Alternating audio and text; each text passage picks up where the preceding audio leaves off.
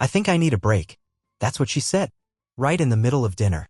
Same grilled salmon I make every Friday. Same wine she liked. Same damn house I bought. Elena didn't look up when she said it. Just moved her fork through her food like she was reciting a line from a show she'd rehearsed. I put my glass down. A break. To find myself, she added. Still not looking at me. It's not about us. I just need space. I need time to explore. I just nodded once, stood up and said, pack tonight. Be out tomorrow. She finally looked up then. Surprised. Like she expected me to beg. Like she wanted a fight so she could feel justified walking out. But I wasn't going to give her that. My name's Noah. I'm 35. Live in Charlotte. I build IT infrastructure for logistics companies. Quiet guy. Structured life. 5 years we were together. Built routines, traditions, a whole world. She kept her toothbrush in the same drawer as mine. We shared playlists. Bookmarked the same recipes. Now she needed to find herself. I watched her pack from the hallway. She cried a little. I didn't ask why. When she left, she paused at the door like she thought I'd say something, a last-minute plea, a memory, a regret. I said nothing. Just closed the door behind her.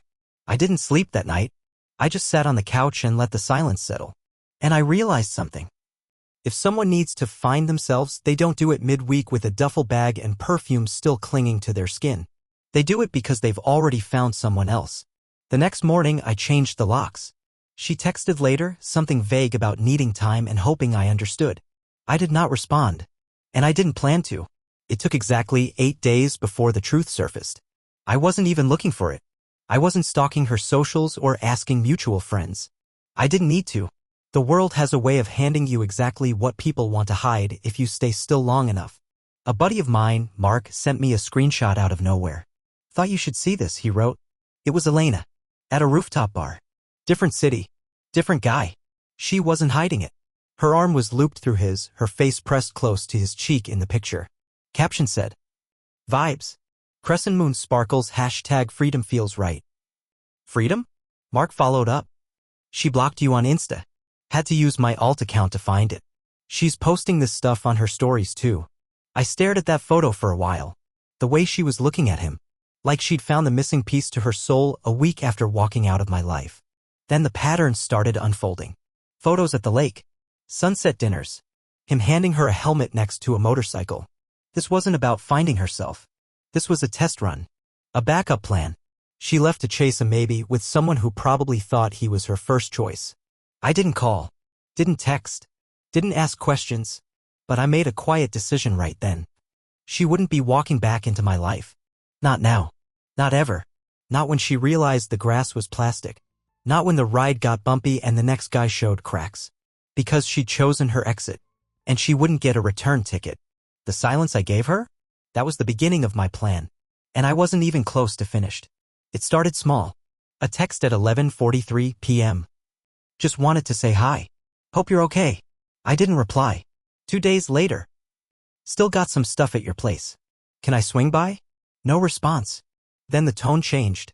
Are you really going to ignore me forever? I thought we were adults. This isn't fair, Noah. We were more than this. Fair. That word hit differently coming from the woman who played roulette with our relationship and called it growth. Then came the call. I let it go to voicemail. Her voice was soft, almost rehearsed. I miss you. I think I made a mistake. Can we just talk? I saved the message.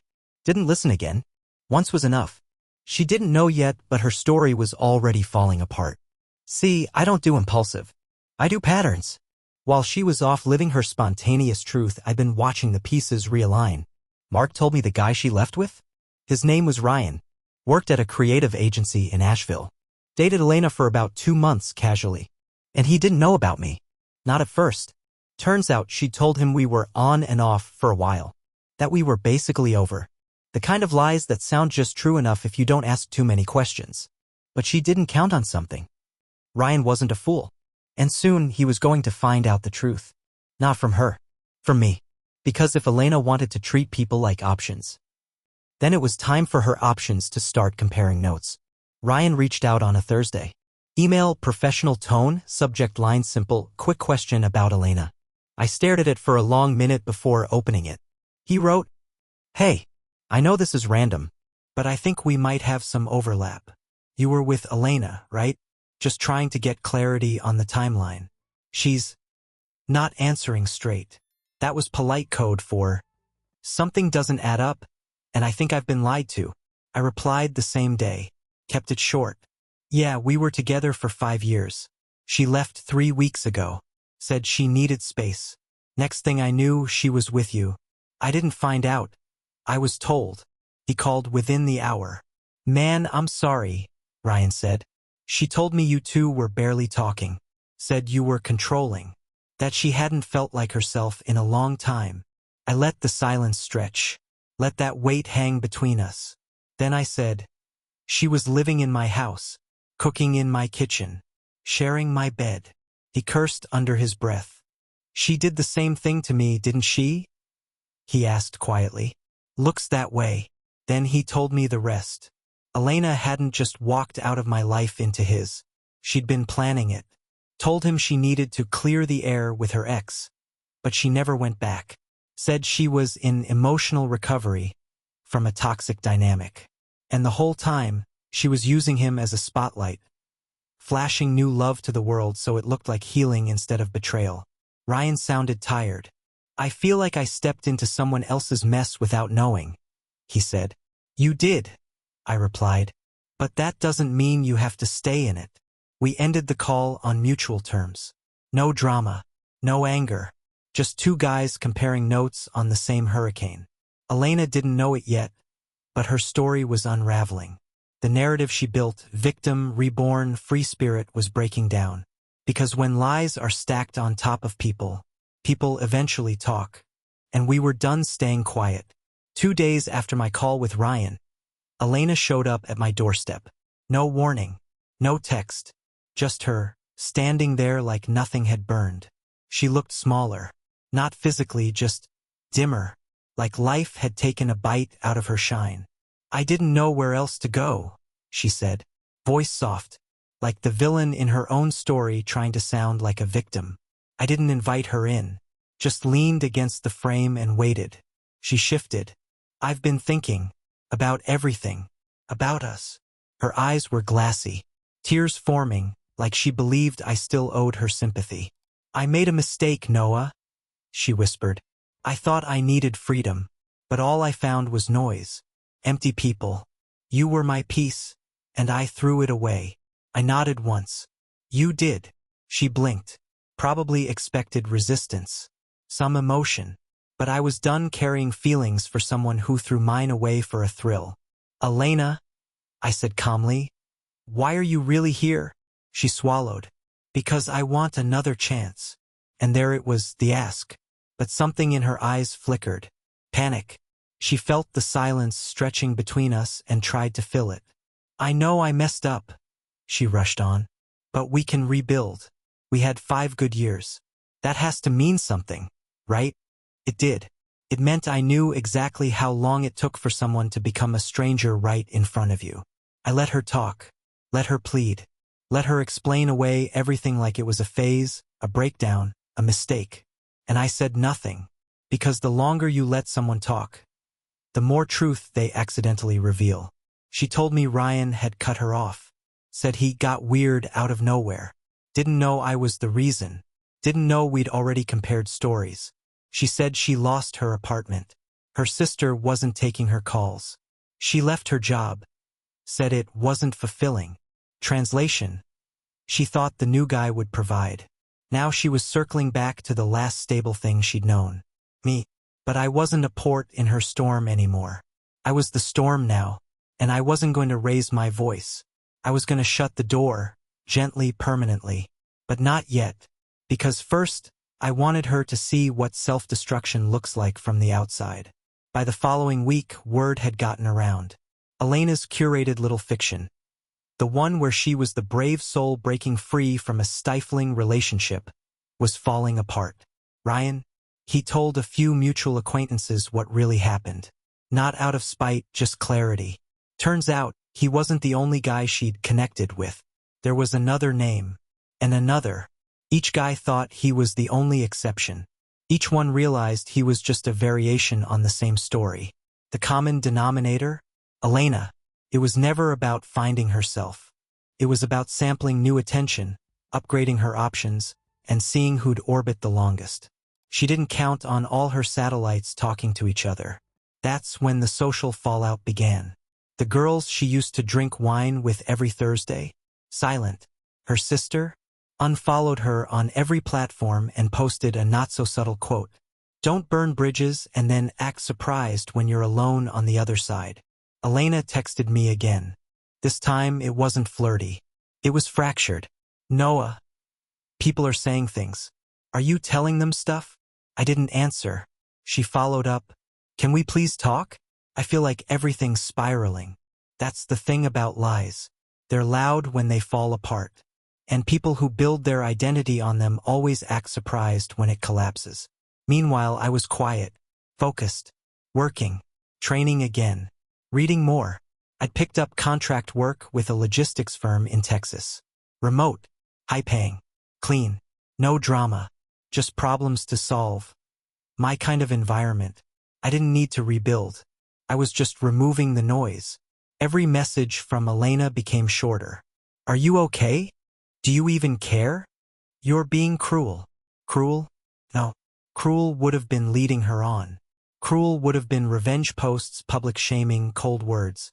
But I gave her something worse. Silence. Because there's nothing louder to someone like her than a man who no longer reacts. And the real consequence was still ahead. Because Elena hadn't hit bottom yet. But she was close. A week passed. Then two. I thought maybe she'd finally disappeared. But no. That's when the smear campaign started. Elena didn't just vanish. She pivoted. Turned herself into the wronged one.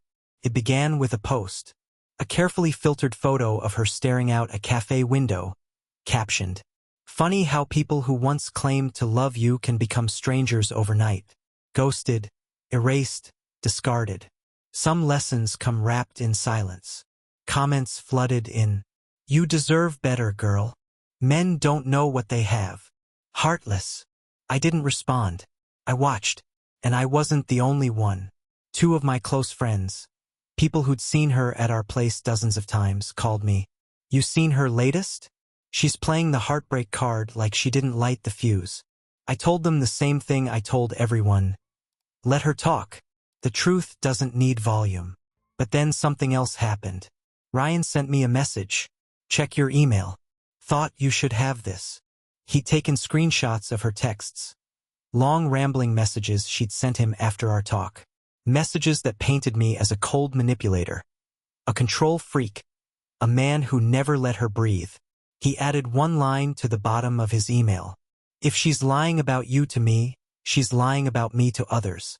Let's keep receipts. And that was the moment the game changed. Because I'd been willing to let her drift into irrelevance. But now, she was trying to rewrite the story. To erase her damage by redrawing the lines. Turning her betrayal into bravery, and my silence into cruelty. I wasn't going to blast her. That would give her the attention she craved. But I did start documenting. Every message. Every call. Every innocent text trying to pull me back in. Because when the house of cards falls again, and it will, I want to be nowhere near the wreckage. But I will have the proof. It was a Sunday. Quiet. Overcast. I was deep into code when the knock came. I wasn't expecting anyone. Opened the door and there she was. No makeup this time. Hoodie, leggings, puffy eyes. Elena. She looked like she hadn't slept. Like regret had finally sunk its teeth in. I shouldn't be here, she started, voice low. But I didn't know what else to do. I didn't invite her in. Just stood there waiting. I lost the apartment, she said. My lease is up. I can't stay with my sister. And I got let go from work. They said I wasn't focused. I didn't say a word. She kept going. Ryan blocked me.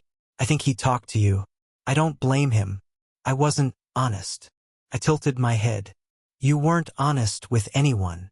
Her mouth opened, then closed. She wasn't expecting that version of me. The one without softness. I made mistakes, she whispered. But you shutting me out like this, it's brutal. No, I said. It's clarity. She looked past me, into the hallway like it still belonged to her. Like some part of her thought if she stood there long enough I'd move. That the old version of me, the one who cooked dinner and forgave everything, might come back. But he was gone. Buried under weeks of silence and truth and betrayal that didn't come with apologies. Only consequences. You said you wanted space. I said. You have it now. Tears welled up. Real ones this time. But they didn't move me. I'd seen too much, heard too much, and lost too much to let moisture rewrite history. She backed up slowly, then stopped. Is this really how it ends? It ended the night you walked out, I said. This is just the echo. She turned, walked down the steps. No dramatic goodbye. No one to clap for the performance. The door closed behind her like a seal snapping shut. And for the first time in 5 years, I didn't feel haunted. I felt clean. The next morning, I got a message from her sister, Alana. Just 3 words. She's unraveling fast. I didn't reply. I didn't need to. I already knew. Elena had tried everything: guilt, nostalgia, pity, and none of it worked. So now she was slipping into phase 3, chaos. Alana filled me in later, unprompted. She needed someone to vent to, and I let her talk. Turns out Elena had maxed out 2 credit cards. Moved into a low-rent apartment above a vape shop. Got into a screaming match with her manager at the bar where she picked up shifts after losing her office job. Worse? She'd been talking about me. Obsessively. Not in love, in narrative.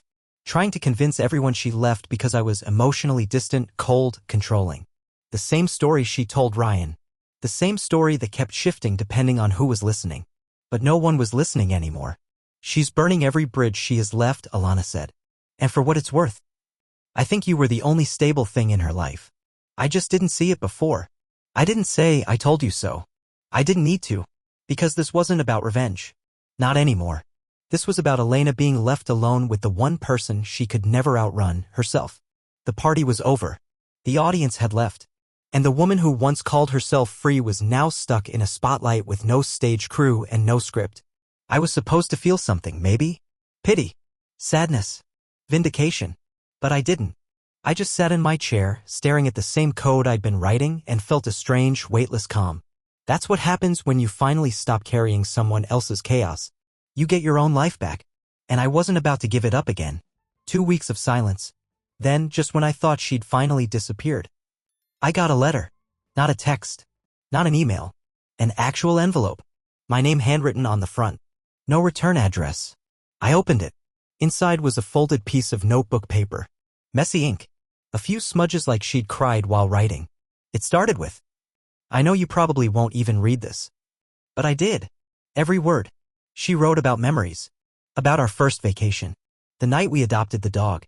That storm that knocked the power out and how we sat on the kitchen floor eating peanut butter by candlelight. She listed everything she missed. Then came the confession. I was scared. Of how steady you were. Of how much you loved me. I didn't think I deserved it. So I tried to find something else. Something easier. Something less real? She ended with a question. Would you ever consider trying again? Just starting slow? I read the letter twice. Then I folded it back up, slid it into the envelope, and tossed it into the shredder. Because love doesn't beg after betrayal.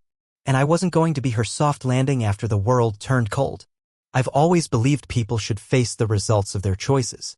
She walked away from 5 years like it was a sweater that didn't fit anymore. Now she wanted to crawl back in like it hadn't stretched out, like it hadn't torn at the seams. But life doesn't work like that. Doors close. Locks change. And the people you thought would always be there sometimes just aren't. She gambled that I'd always be an option. But I wasn't. I was the last door that shut.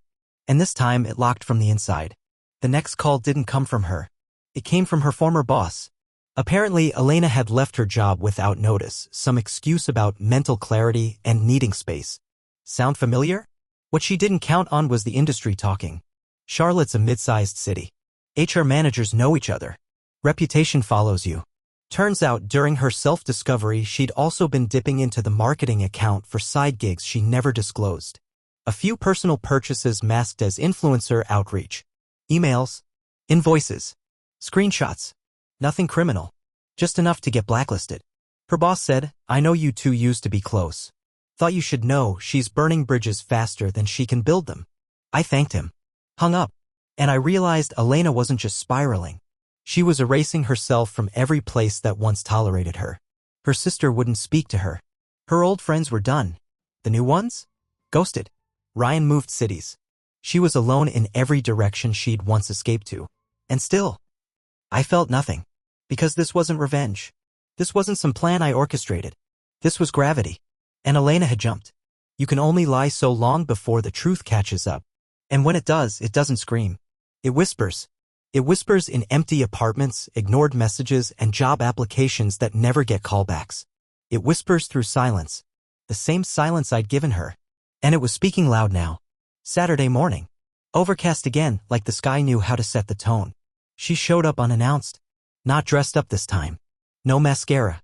No perfume. Just jeans, hoodie, and a look I hadn't seen before. Resignation. I opened the door, said nothing. She didn't ask to come in. She didn't need to. She stood on the porch holding a small box. I recognized the handwriting on the side, mine. Old labels from when we first moved in. I found this in the closet at the apartment, she said. It's yours. I didn't move. She set it down at her feet. I'm not here to talk about us, she said. I just wanted to say. I get it now. I raised an eyebrow. Get what? Her eyes didn't meet mine. That loving someone doesn't mean they owe you forever. For once, there was no spin. No manipulation. Just a woman who'd finally run out of places to hide from her own reflection. I thought I was supposed to chase excitement, she said. Turns out I was just running from stability. And now there's nothing left to run from. She looked up then. I don't expect anything from you. Just, thank you. For not screaming. For not destroying me like I probably deserved. I nodded once. You should go. She blinked fast. Yeah, I should. She turned and walked back to her car. No dramatics. No tears this time. Just silence. The box sat there for a moment untouched. I finally bent down and opened it. It was full of small things. Old books. A mug I forgot I owned. A flash drive with photos from our first trip. The pieces of a life I'd already let go of. But maybe this wasn't about me at all. Maybe it was her funeral for the version of herself she couldn't revive. I left the box on the porch. Went back inside. Closed the door. Not because I was angry, but because the past doesn't need a home here anymore. I didn't hear from her again after that. No texts. No calls. No late-night apologies wrapped in nostalgia. And for once, the silence wasn't heavy. It was clean.